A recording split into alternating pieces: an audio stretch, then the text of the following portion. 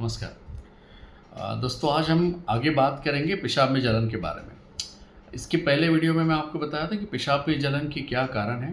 जो कॉमन कारण है वो है पानी की कमी, जिसके कारण पेशाब गाढ़ा होता है। दूसरा होता है पेशाब में इन्फेक्शन होना। तीसरा होता है पेशाब की नली में सिकुड़न।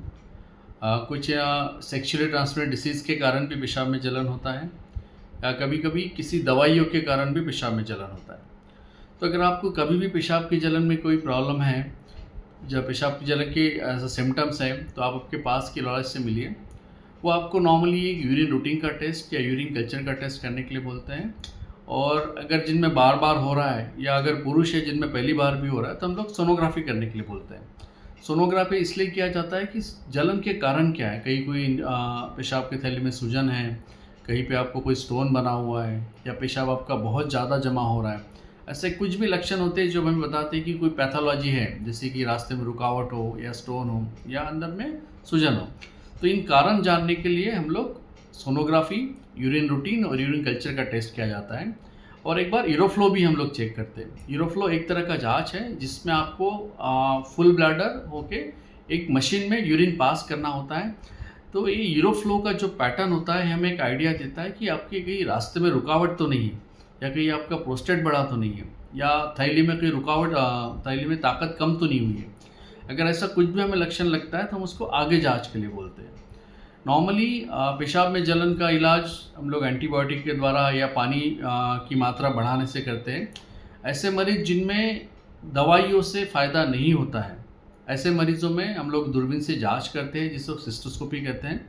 सिस्टोस्कोपी एक माइनर सर्जिकल प्रोसीजर है जिसमें हम लोग पेशेंट को ओटी में लेके अंडर लोकल एनेस्थीसिया, जिसमें पूरा बेहोश नहीं किया जाता है, पेशाब के रास्ते को एक दवा के द्वारा सून करते हैं और इसमें दूरबीन के द्वारा चेक करते हैं।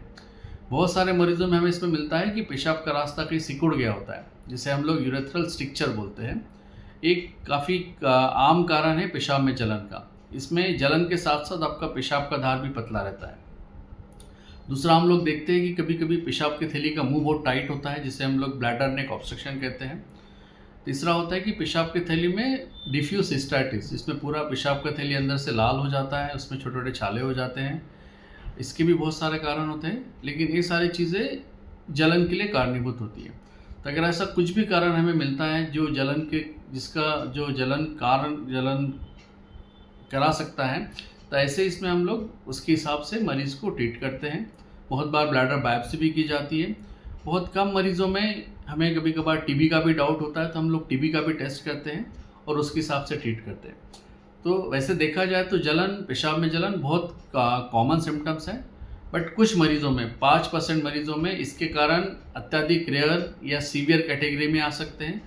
तो अगर आपकी जलन 2-4 दिनों में या विथिन 1 वीक ऑफ ट्रीटमेंट कम नहीं हो रही है, तो तुरंत आपके यूरोलॉजिस्ट को दिखाइए, उसका जांच कराइए और प्रॉपर ट्रीटमेंट कराइए।